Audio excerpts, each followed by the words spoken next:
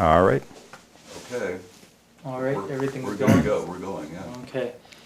Today is October 8th, 2008. We're sitting here with Michael Johnson up in Carroll County. All right. How are you doing today, Michael? Excellent. Excellent. Great. And thank you for coming and sitting down with us today. It was a lot of fun getting up here and seeing your home so far has been just a lot of fun. And, we're going to ask you some real easy questions, and then we'll get into some harder ones and everything in between. So Picked a good day for it. good. Can you start off by telling me your age and date of birth? I was born in June 29th, 1949, so I am 59. Okay, and where were you born? Elgin, Illinois. I grew up out about 40 miles northwest of Chicago. Okay. Were you born on a farm? I wasn't. I was born, at that time, that land which had all been farmland was being turned into large residential tracts for the few people who, I guess, had come back from the war, Second World War, and were living in, normally around Chicago, moved out, you know. My parents had 11 or 12 acres. Oh, wow. It was all farm ground around us. I mean, it looked almost similar to what we have here today. It doesn't look like that now. So, how did your parents get there? Did they grow up in Elgin? They grew up in Chicago and on the north side of Chicago. Okay. And I think my mother found the house while my father was in Germany during the war, because her brother had already moved out there the year before and found a piece of property. Now, 12 acres is a good amount of property. What were they doing on that property? Unfortunately, they were growing lawn. You know, this started with Olmsted, and 100 years later we were doing the same thing, and I got to take care of a lot of that lawn. Oh my gosh. And that was mowing 12 acres of lawn and raking leaves on 12 acres of lawn. Huh. And that was before, you know, vacuums and blowers. That's a lot of lawn. Yeah. We'd start on Saturday morning, my father and the three boys, with these big bamboo leaf rakes, and by the end of the day we'd be burning huge piles of leaves on the gravel driveway. And then the next day we'd do it again. Wow. Kept us out of trouble. So tell me, what about your grandparents? Were your grandparents around? I didn't know either grandmother. They both died the year I was born. Both grandfathers I knew. My father's father, Thomas Joseph Johnson, was a lawyer in Chicago and a pretty active political Irish Catholic. I think Mayor Daley, as a young man, was one of his political protégés. They moved to Miller Beach, Indiana, back during the gangster era. He ran a dance hall there and did all sorts of, you know, interesting 1930s and 40s type things. My father followed in his footsteps as a lawyer, and before the Second World War was basically in that Chicago state's attorney's business. Probably his most famous case was to defend the Lady in Red after she figured to John Dillinger. But it was a lot of that sort of thing before the war, you know, gangster stuff and political things. And after the war, and they had bought the property out in what's now Barrington Hills, he decided that with a family, that sort of legal practice was going to be onerous. And he joined a firm and was with the firm as a trial lawyer until his death. Interesting. Can you kind of tell me what you remember about your grandfather's funeral? Well, I don't remember a lot about TJ because he was pretty old at the time and we didn't have a close relationship, but I had a very close relationship with my mother's father, Ralph Bard Sr., who was he was a financier in Chicago, a businessman, and in the Second World War he was Undersecretary of the Navy. And he had a very interesting career, which I don't think is pertinent here. But one thing that is pertinent is when I was about 5 years old, he came out and he taught me to fly fish. He is a great fisherman and a hunter, and a lot of his friends, I think, were dying off at the time. And, you know, his grandson, he knew, loved fishing and hunting and whatnot. And he became like a second father for me in terms of the outdoors. And we fished around northern Illinois and up in Wisconsin. He belonged to a club up there he used to take me to. And we spent a lot of time together in a boat and whatnot. And he had a piece of property down in Virginia, an old plantation that he had for, maybe he had it for maybe 20 years. And we used to go down there in the Easter holidays. And it was covered with timber, and there were always 2 or 3 what they called portable sawmills at the time down there. And these were big mills, they were big circular mills, and they were logged by loggers using mules and basically black mule skinners who ran the log moving operation. And it was fascinating. I was absolutely taken by it. And I could watch it forever, you know. And my grandfather liked to walk through the timbers down there and analyze the trees, and he'd mark trees that he thought should be cut and discuss the trees. And he seemed, for a man who I considered to be pretty much a cold-hearted businessman, to be a different person when he was in that environment. And I think it's where I first started to develop a love for, you know, the trees, and it's certainly the first time I ever saw a sawmill. And I thought it was pretty neat. I never thought I would be part of that business, but... What were the neat things about the sawmill? I mean, you said it was really neat, and you thought it was pretty neat. Well, you know, what was it I exactly? started going down there when I was 5 years old, and I think he sold the property when I was about 12 or 13. And for, you know, a young boy, cutting down trees and the noise and the machinery, I've always been very mechanical and interested in mechanical and engineering type things. It was action, you know, and I loved watching the saw, you know, produce lumber and that sort of thing.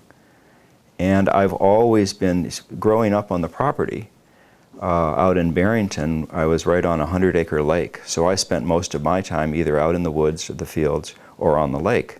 So I was always just attracted to the natural world and part of it.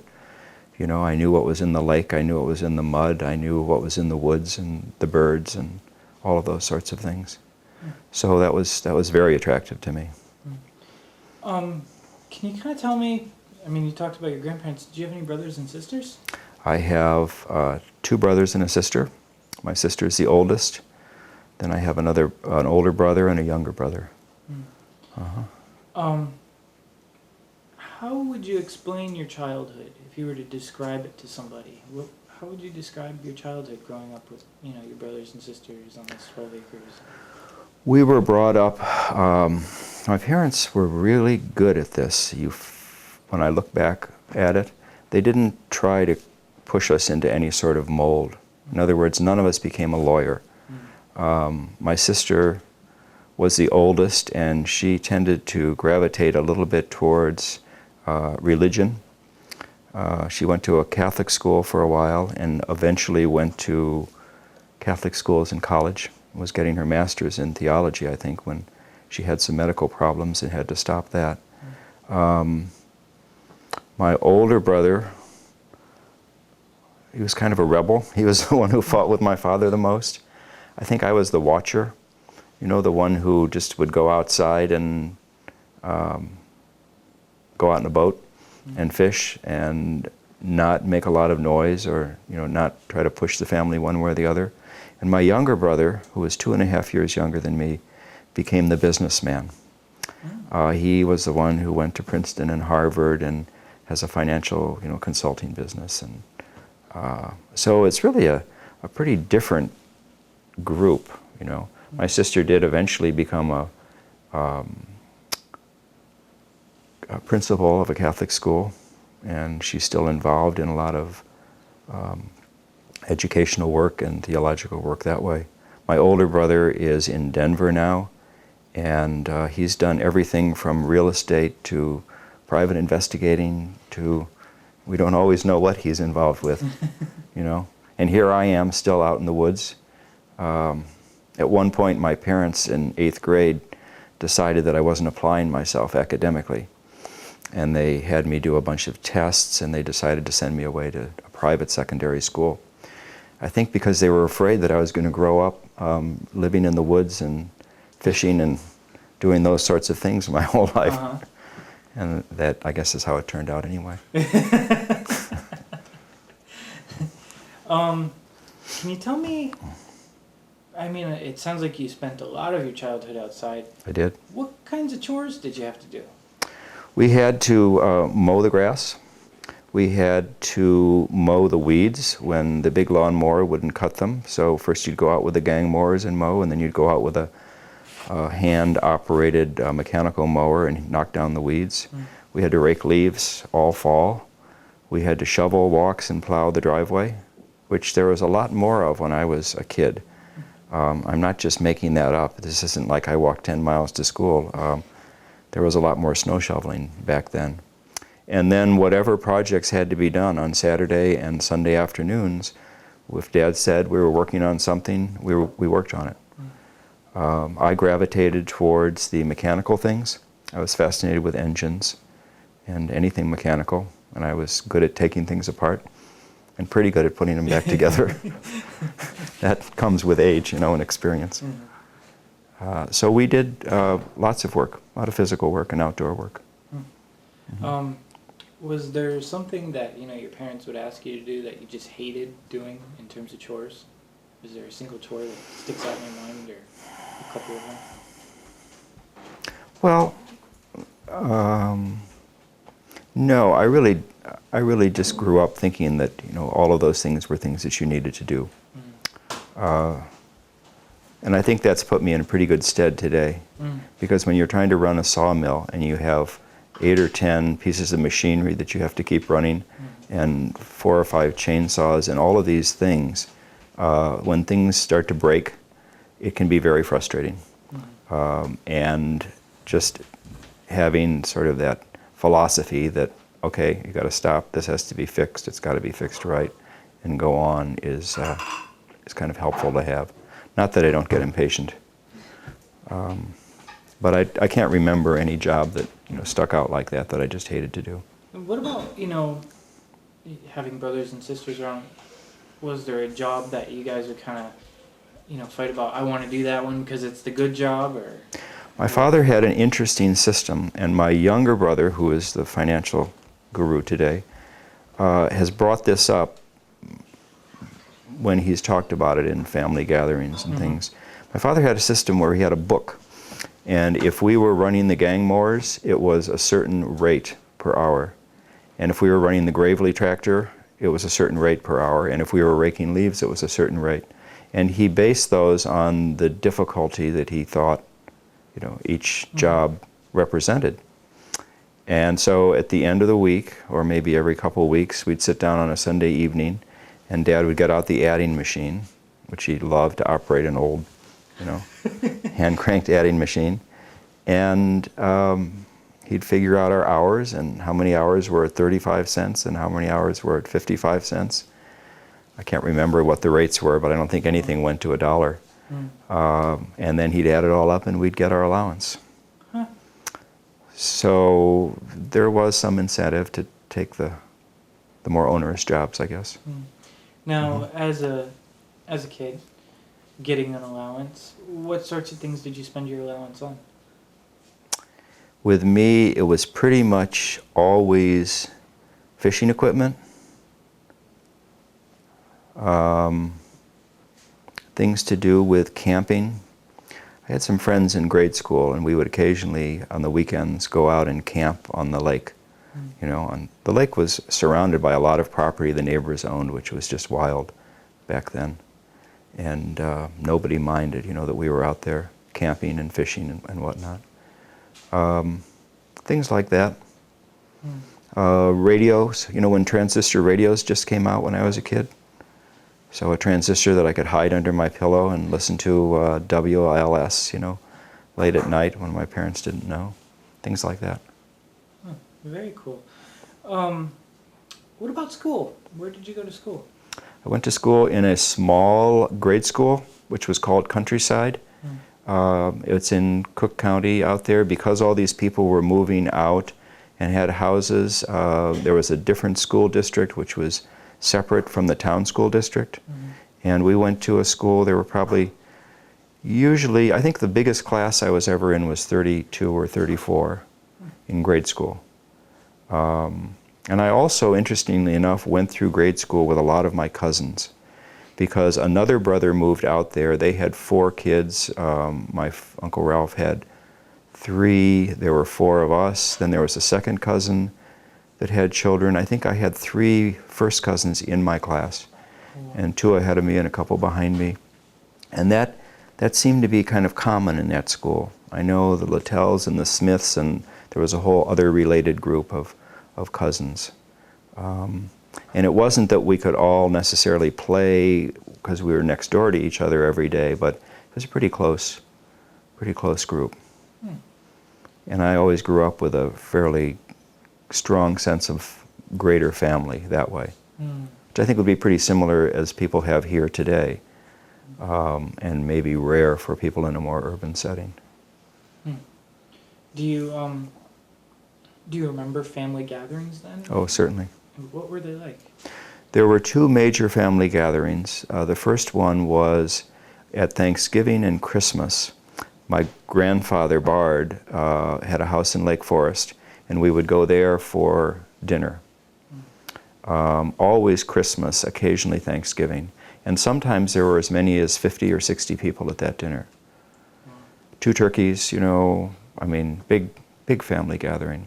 And my grandfather would always make a speech, and we were all admonished to work hard and represent the family and be successful and whatnot. And then in the summer, his brother Norwood had a property out by Crystal Lake.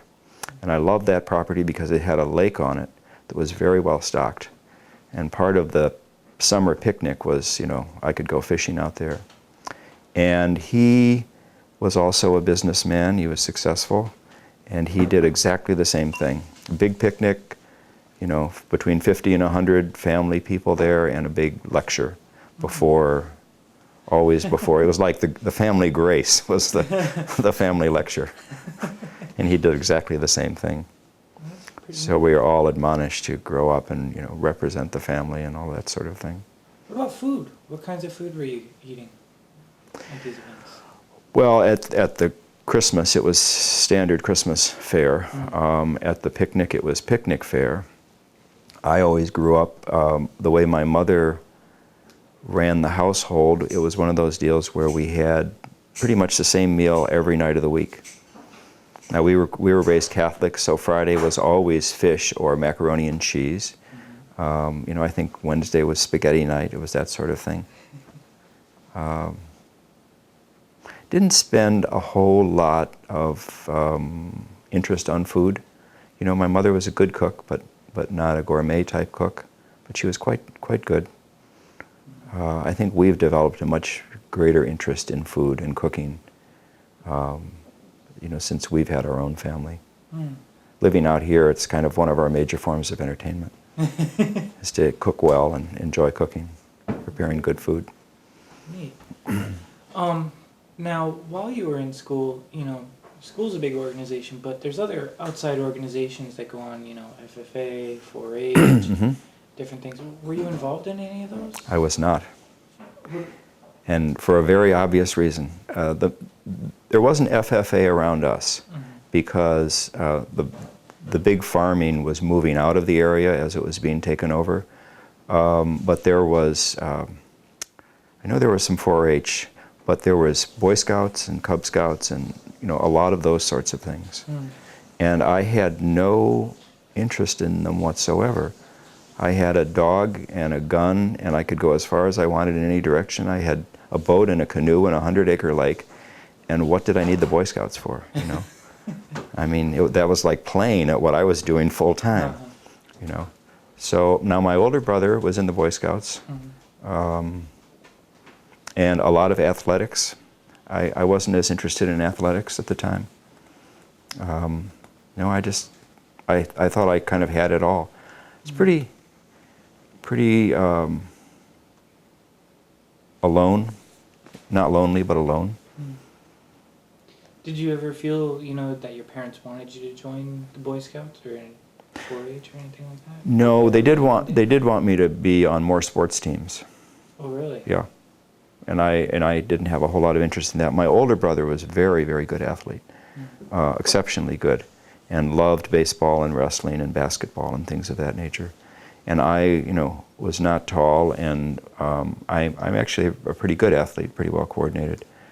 But I've been much more interested in athletics later in my life, but still on a sort of a solitary nature, running and bicycling, basically for health and relaxation.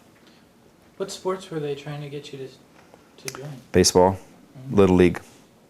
In the summertime, until I got to be maybe in my lower teens, I didn't have any specific jobs other than all of the work that had to be done around the house. So I think my parents thought that having us, some of our time utilized in teams was a good thing. I'd rather be out on the lake. Keep coming back to that, don't we? No, but that's okay. It drives it home. Once you find something you like, stick with it. Yeah. Well, what about church as a child? Was it very important? I mean, you mentioned that.